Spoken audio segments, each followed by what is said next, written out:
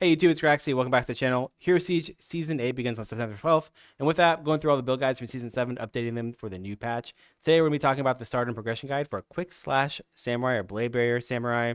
This guide will help you get through the early game of Season 8, as well as be able to start progressing in your items, to be able to push into the mid game, as well as the end game. We are live on Twitch at twitch.tv/Graxton_TV. The boys are fishing while we go through some of these guides. I'm going to be speed running this a little bit just because I have a lot of guides to cover and we got less than 24 hours. So if you've never played this character before, here's basically what it looks like. You're going to dash forward. Some of these boys come out and they'll hit monsters to do damage. This is the end game version of the build, right? So you can see we're not going to be playing this version of it for quite a while. We kind of have to gear up into it. Until then, we're going to be using Quick Slash, which is basically just a vortex that spins around you and does all of the damage. This has a cooldown on it. Doesn't cost a ton of mana. You just use it every once in a while. It can spin around you. You can also just leave it on whenever you're quick slashing around, right, to get more damage. That's basically the build. It's a very fast build, super easy to play. If you get leech, you get all sorts of fun stuff on it, right? Super easy, right? All right, let's talk about the build here. First of all, this was made during the Season 8 closed and open beta with the content mechanics available at the time, right? We've gone through and I've used previous season data and build setups, as well as we went into the endgame journal and just theory crafted with all the new items, as we do not have access to an item spawner in the Season 8 betas, closed or open. So this is really just theory crafting for the progression, as well as previous season data. We're able to know how to level the character, right? So what's changed for Season 8?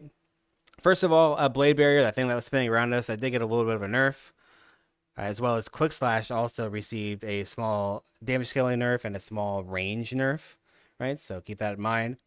With some of these new items that we have in Season 8 and star leveling and just everything that's available, it's literally not a nerf. It's only something you're going to notice at the beginning before you're able to like start stacking up some items. This, however, Shrieking Throws Ripping Flesh. This is our single target skill. I'll show that to you real quick.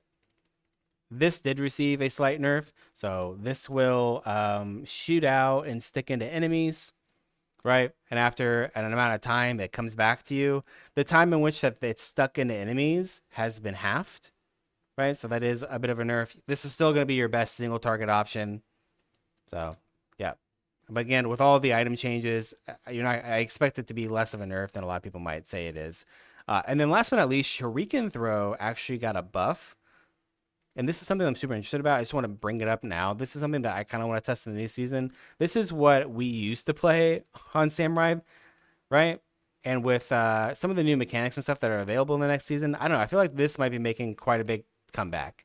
So just throwing this out there, whenever you get geared up a bit, this might be something that you try over Quick Slash, or maybe use in conjunction with Quick Slash. But yeah, that's Shuriken Throw. Did receive a 15% damage buff to it per point. Right. So let's talk about some pros and cons. It is a very fast skill. Tons of movement. You get your main skill has a homing mechanic to it. So whenever you're just like zooming around with your dash, the minion boys will go and find the targets for you. You don't have to like directly aim, which is really nice. You have solid sustain. It's fairly effective on a budget. You get a crazy 60% increased damage taken debuff. That is a smoke bomb. So we can throw this on enemies. What? Which button is it here? There it is. We can throw this on an enemy, and now they're going to take 60% increased damage, which is really nice for bossing. You have built-in dodge. There's very few characters in the game that have built-in dodge and like a movement speed buff on kill. However, it's kind of a pain sometimes. You can get stuck using quick slash, just especially until you get a good amount of speed. You might feel like you're kind of running into stuff. So you need to have the speed on it. It also has a few buttons that you'll manage. Like you can obviously get to a point where you're just using the quick slash and zooming around, right? But you do have to kind of keep up your vortex, your blade barrier, to be able to clear around with. There's also some additional buffs that you can use. There's like another dash you can use if you get stuck on stuff. It does have a bit of buttons with it compared to some of the other builds that are more just run and gun, right? Now, for leveling, I do have all the skill trees available, so you can see exactly what to take at any level. You do gain access to your augment at level 40, as well as there are sub skill trees. So you saw me kind of playing with the different sub skill trees in here, right? There's these plus signs. These are how you spec out your skill a bit more. You get a point in these sub skill trees every 5 character levels. So it'll be a maximum of 20 points. So be sure you're specking out these sub skill trees while you're leveling as well. So I do have all of that available in the written guide. So you can see everything that you need for your skill trees, right? For every skill and just while you're leveling. For attributes, 2 points strength, 2 points vitality. You're pretty much going to run this all the way up through until the end game where you'll finally get points in a strength. The energy side of it, get any amount of mana leech and you don't have to worry about mana anymore, right? So to make sure that you are able to solve that mana problem. For gearing, we have a ton of different sections in here that show you gear that you will want at different stages of the game. So for blade barrier leveling, I show you like the different affixes that you'll want to find on like weapons, for example. ED's extremely important. Enhanced damage on rare or higher items has been increased. So rares and mythic items, if they roll enhanced damage, they're going to be a much higher tier. You're going to get way more attack damage on rare and higher weapons. This is really important. They feel really good. It's extremely important to have a good attack damage weapon on an attack-based character because all of your damage on the character scales off of that number, right? It scales off of this number right here for the most part, right? This is extremely important to your damage. If you are using a 15 damage attack damage weapon at level 40, you're not going to do damage, okay? Regardless of what other stats you have on that weapon. So it's extremely important that you keep your weapon updated while you're playing through. I recommend while you're going through the loot filters, right? You can, once you find a D tier rare or higher weapon that has enhanced damage on it that you want to use, sick, turn that tier off. Now you look for C tier. When you find C tier, sick, turn that tier off and look for B tier. That way you're constantly upgrading your weapon as you play through. Beyond that, I do have like rune words and stuff in here that you can scroll down and look at if you'd like to try and just make a rune word to kind of skip needing to go with these rare, or if you have a hard time while you're leveling and you're just not finding any weapons, you could just make a rune word that can help. But these weapons are way better than these rune words. I will tell you that up front, right? So definitely look for these weapons. Beyond that, again, there are rune words in here that you can try to pick up or try to make while you're leveling through to help like rounding out your res or whatever as you're leveling. But you can get through all of leveling just on rare and mythic items, okay? For your budget items, there's no best in slot gear here. A lot of these items you could move in and out and use different stuff. There's no like perfect setup here.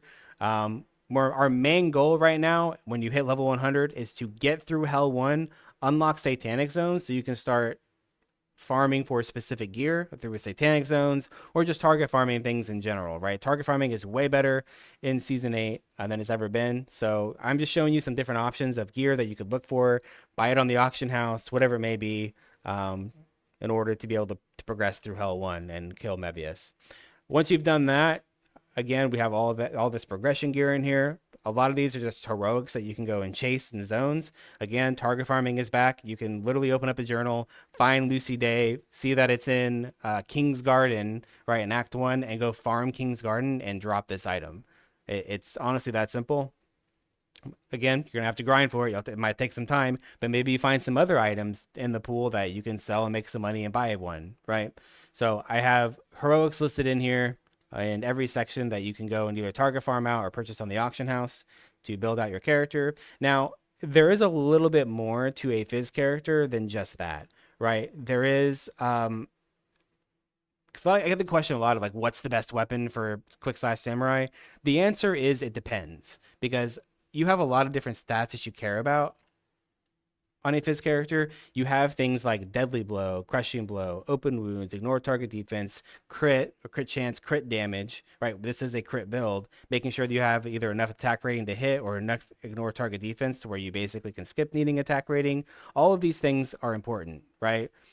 So you need to be able to hit 100% deadly blow. You need to be able to get crit capped, which is 95%. You need to be able to get ignore target defense high, which is 75%. You need to have a good amount of crit damage for your crit chance to even matter.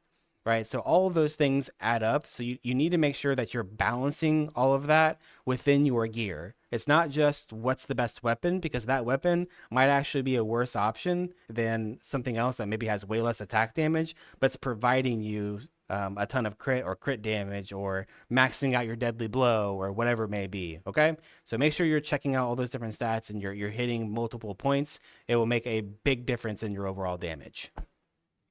Next, we have Inferno items. I put these in their own tab. Inferno is harder to get to. The bosses in Inferno are much harder to kill than they've ever been. So these are on their own section as aspirational items to go and farm out, but they're not going to be progression items anymore. Versus like in season 7, they were a bit easier to kill some of these bosses. So, or you could get them on the auction house from other people a bit easier. These will be expensive. A lot of these items will be very expensive in the next season, just because the bosses will be harder to get to or harder to fight. Next, we have relics, right? For crit builds, they haven't really changed too much, right? The relics really haven't changed too much. You do get a 5th relic slot now. This is doing the Fall of Darkness quest. This is killing Amun-Ra and Uber Gabriel in Hell 5. So you can unlock an additional relic, which will, again, more power for your character. There are like life relics. There's some interesting proc relics. Like you can proc agility. So maybe you could take off using Crush Leets for farming and run, the Chaos Walkers or Brutal Roamers or, whatever other pair of boots to not lose this agility. Maybe you go for Live by the Sword so you don't have to use whatever I forgot the name of it off the top of my head. Legionnaire, there it is. You don't have to use Legionnaire, whatever it may be, right? There's some different options within the relics instead of just always go crit. But generally speaking, on a crit build like this, like you're gonna pretty much want these relics for the most amount of damage. Potions haven't really changed at all for season 8. Go take a look at them. There's a ton of them that can make sense for the build, like attack speed, attack damage, stuff like that, right? For chest augments, Berserker Rage is still going to be the highest damage augment, but it decreases your all res. It doesn't really offer anything else. I personally like Lethal Tempo the most. It gives you the upfront attack speed, and then you get crit strike damage on top of that. So I'd recommend that you go Lethal Tempo. For Mercenaries, they have changed quite a bit in Season 8, so definitely take a look at some of these different changes for their skill trees. Personally, I still find Mercs to be just Magic Find or bots, so all of the item suggestions that we have in here are just going to be very Magic Find focused. Mercs also have access to belts, gloves, and boots, right? So again, just more Magic Find for your Mercenary. But each of these, I do have a list of each of the skill trees for all the mercs, so you can decide which one you'd want to go. Most likely, you're going to go the Knight Merc, right? Just to have a tanky boy. You could also go the Archer Merc. This can give you a big attack speed buff. If you wanted to build out a cooldown related merc, then you could get a 100% uptime on the attack speed buff, which is kind of insane. So that could be an option as well. And I'm sure there's going to be a million different things that people are going to do with mercs. I'm not going to try and include all of those here. Again, I'm just going to go with a very here's all the magic find to help you progress through the game. If you want to mess with items later on, by all means, go for it.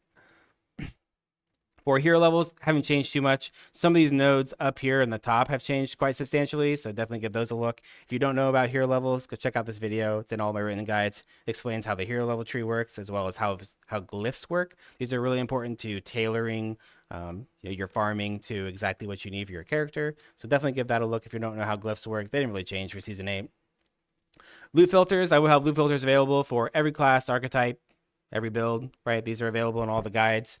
This will take you to a paste bin link for each of them that you can import into the new season, and you're good to go for a filter, right? Regardless of what you're playing. As well as I show you how to go from your starter filter to your nightmare filter to your hell filter, and then we'll have tons of endgame filters available probably around the end of day. I do have one in there to show you basically what I'm going to build, but I might change a couple of things just based on meta, right? So we'll see.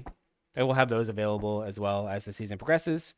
And then if you need some additional resources, I do have a part of my website that has, like the Ultimate Beginner's Guide, some progression tips, mining information, stuff like that you're more than welcome to read through if you need some additional information.